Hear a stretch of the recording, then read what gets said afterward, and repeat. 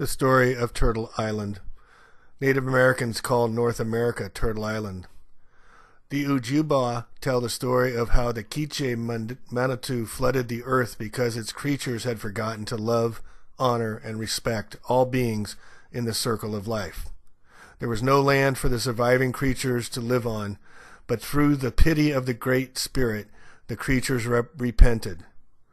Mackinac, the turtle, offered his back to be the foundation of the new land. Other animals would swim to the bottom of the water and bring up mud and put it on Mackinac back. Once a small island was formed, the animals swam in a circle which caused the land to grow. Then plants, grasses, and trees began to grow on the land, and the animals began to inhabit the land. Eventually, Quiche Manitou brought human beings, Anishinaabe, the original ones, to play on the earth. But they also forgot the original teachings as their animal brothers did. Again, the Great Spirit was going to destroy the earth with fire. The White Eagle, having pity for the foolishness of the humans, appealed to Quiche Manitou to spare them. The eagle asked, quote, "If I am able to find one person who remembers the original teachings of loving, honoring, and respecting all creatures in the circle of life, will you spare the destruction for one more day?" End quote.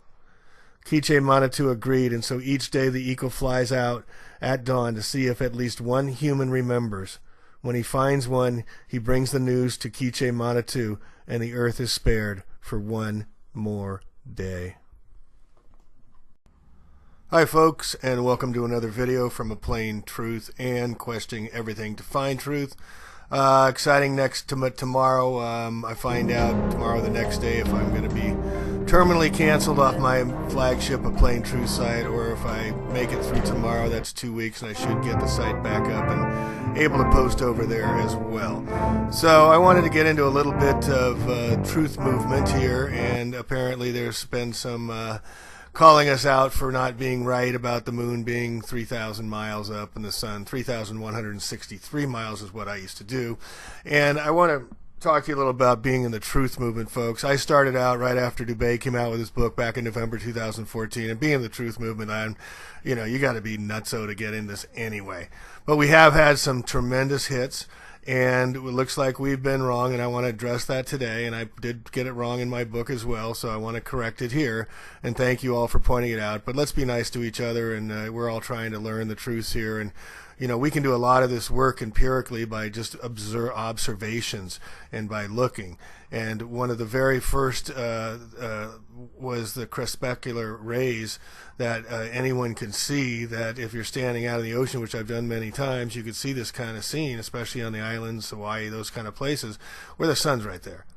And literally we're finding out it is right there, thanks to people like Enslaved by No Media and Flat Earth Photography and Richie from Boston. So this was always another question. This is first phase of the moon. How can the sun be coming up there, but the sun sets over my right shoulder? It never made any sense at all once you started looking at it. And you can see this at the first phase of the moon. The sunset will be over your right shoulder. Moon will be over your left. No way it can happen. No way you can see stars through the moon. How can it be? So that's luminary. So then it became a question of just how far. So we can get into that in a minute, but how can you see stars through the moon? We'll show that a little bit, clips that in a little bit as well. And then we get to learn, and again, this is, I think I learned from Eric Dubé's site, was all these flags that had the stars, the crescent moon. Isis, female divine. This is Isis, the female moon, crescent stars through the moon. Now the moon and the sun are the same size. That's what it looks like, folks, and why do we call it a sunrise? But what I got into was the trigonometry, the basics of two people standing at differences, measuring the two angles and coming up with the distance.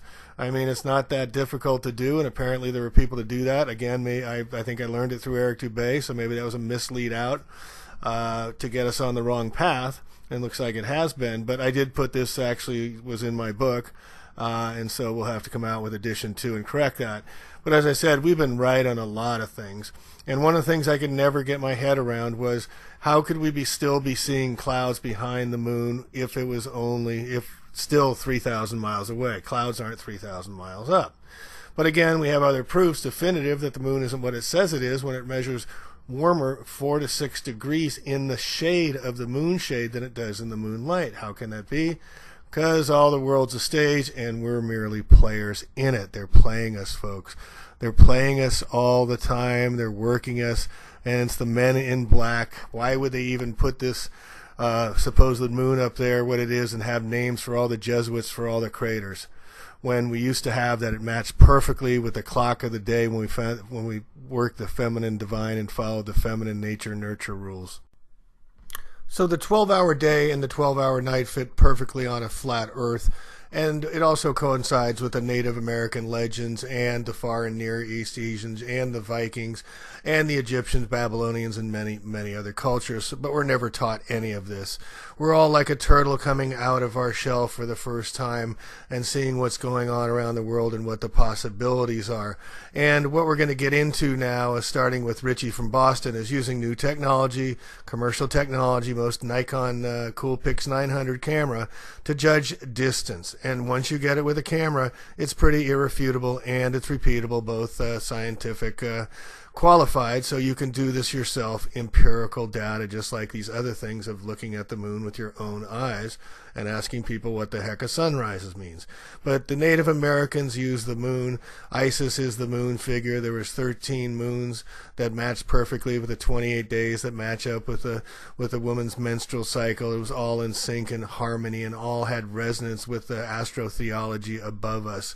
And so this is really important to grasp, that it's much closer than we think. And heaven, as someone said as well, is much closer. But the church says the earth is flat, but I note it is round, for I've seen the shadow on the moon, and I have more faith in the shadow than the church. Ferdinand Magellan. Are you going to start arguing with them in front of everybody? Of course you wouldn't, because that would make you look insane. It just doesn't make any sense. You can't argue with them and win, correct? So there's that. Now on to this. See this video that I'm taking right now? I'm clearly, in the daytime, I'm zooming in on the moon. Let's watch this again. In the daylight, I'm zooming right in on the moon. No problem, with a Nikon P900. And I can zoom even further than that, and I believe I will. There it is. You can literally see what looks to be stars shining right through it. Now let's take a look at this. This is going to be a little comparison. Right over here is the Boston skyline. See it? And right there is the Prudential building, which if you Google it, from my house to the Prudential, it's 4.7 miles away as the crow flies. Not too far, right? I could probably fly the drone over there, but I might lose it, so I don't. At any rate, plus there's an airport right here. Yeah, I grew up next to the airport watching Logan dump all day long. This never happened in my first 30 years of life. It's all pretty new. At any rate, let's watch me zoom in on the Prudential building, shall we? This is going to be a test. Prove that the moon is nowhere near 234,000 miles away. Watch. I got the tripod up. I've got the Prudential right in my sights. And here I go. I'm zooming in. That's the Prudential building. See it? Let me adjust the tripod for a second, because as you zoom, it goes up. Here we go. Here we go. Here we go. Prudential building. You can almost read it because it says Prudential right there. And there you go. My camera is totally maxed out. I apologize for the shakiness, but when you're zoomed out 2,000 millimeters, the camera gets shaky. That is as far as I can zoom out with a Nikon P900 to an object that I know the distance, 4.7 miles away as the crow flies. Now let's watch me zoom in on the moon. That's 200 plus thousand miles away, and I'm trying to videotape the moon through an incredibly heavy atmosphere that they're spraying right in front of my eyes. We've already seen that, right? Okay, now I just turned the camera up, nothing more. I'm still standing on the same balcony. It's still the same incredibly chemtrail day. There's the moon right there, 200 plus thousand miles away. Let's zoom in. Here we go, and as I'm doing it, there's another plane right there, aerosol spraying, but that's not today's subject, really. Okay, here it comes. Here it comes. All right, I must be maxed out, right? Nope, not at all. Here we go. Here we go through it. Now remember, They are spraying like it's their job and they're supposed to be doing it. Look how far I can zoom in on the moon. I can see those lights right there in that crater. I can see all these speckles right here on it. I mean, are you kidding me? And as far as I can zoom in on the Prudential building is so I can almost read the letters. Yeah, 4.7 miles away. And I might even Google Earth it and try to prove it. Hold on. Richie from Boston, everything that they tell us is a lie. I can zoom in more on the moon than I can on a building that I can see with my naked eye. That's crazy. They're lying to us. Do not believe NASA because they're lying about our entire origin. I put up that video. So what are we looking at here?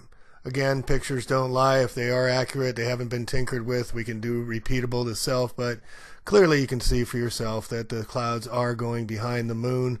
Clouds cannot be 3,000 miles away, nor 238,000 miles away. But even our reckoning has been wrong, as we see here, and they use different filters to show that it's clearly in different images that the moonlight is in front of the clouds going behind it. So it's more likely the moon is only a few miles up, the sun is only a few miles up, and we've been lied to on such a massive scale. We are just beginning to wake up to these incredible truths and using the technology of cameras that we can all self-prove for ourselves, and we are doing, as well as the other things that are being uncovered and discovered, just as 5G technology and everything else is coming to enslave us.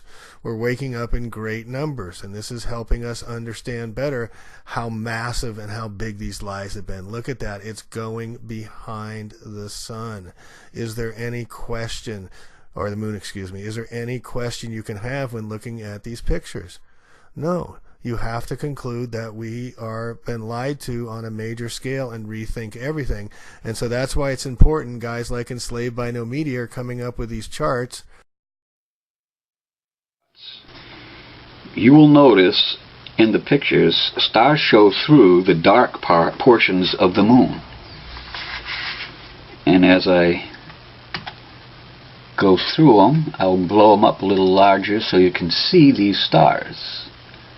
I'll point to one. There's a blue star here, a white star. There's another star right here. Move on to the next one.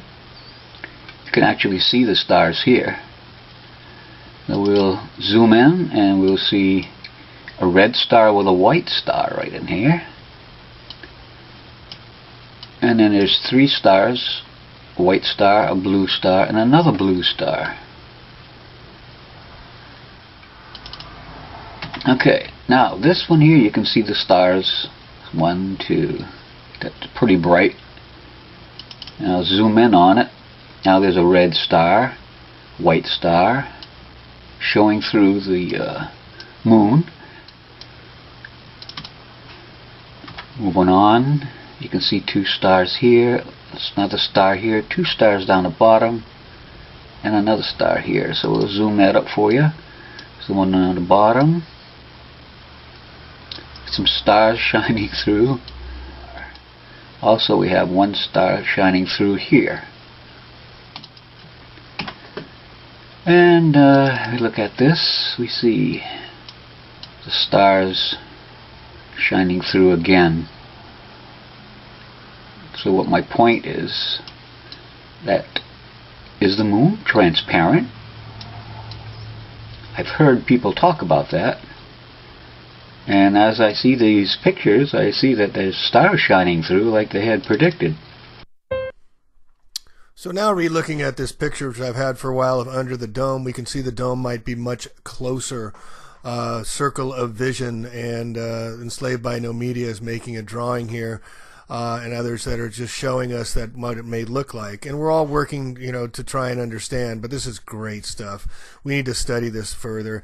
We know about the Tesla shield back over 100 years ago that they could create, so why couldn't they make an inner holographic dome and that we're encased in, that they've covered over? We can see it. Maybe it is only just a few miles high, and chemtrail planes are flying flying at a very low level, 1,000 feet, and so I'm still out on the chemtrail spray. We have quite a few measurements proving coming from the sky has aluminum and barium in them, with huge reporting from vast areas. So I do believe there is spray coming off the skies.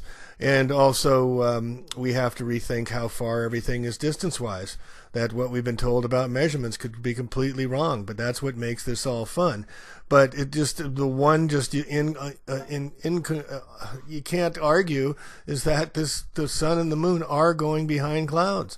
So we have to change everything we know about what we're seeing, and things are so close, much closer than they appear. But why haven't we learned this before? Because we've been trained, we've been professionally trained like monkeys to think a certain way, to act a certain way, and to do it. Look at this. It's clearly like a knife going through butter. There's a front and a back, and also they're illuminated from below and above. It's so apparent that the sun and moon are much, much closer. And we also know that the UV rays are much more intense. The UVB is 1,000% higher than the testing that the EPA tells us on UVB. That's why the sun feels much more intense and hot on our skins. And here we see the green flashes. So we have to start rethinking everything. We get to use our own powers of observation, and then we get the good fortune and good luck to try and tell others. So what are we looking at, listen guys? to this guy and then enjoy the beautiful music of the luminaries. The sun in front not the or stars, behind? but the luminaries. Is it going to go through the clouds, perhaps?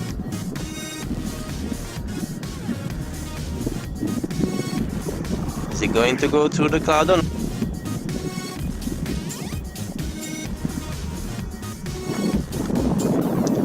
I don't know about you, but I think the sun just is going through that cloud there. Oh, let's focus.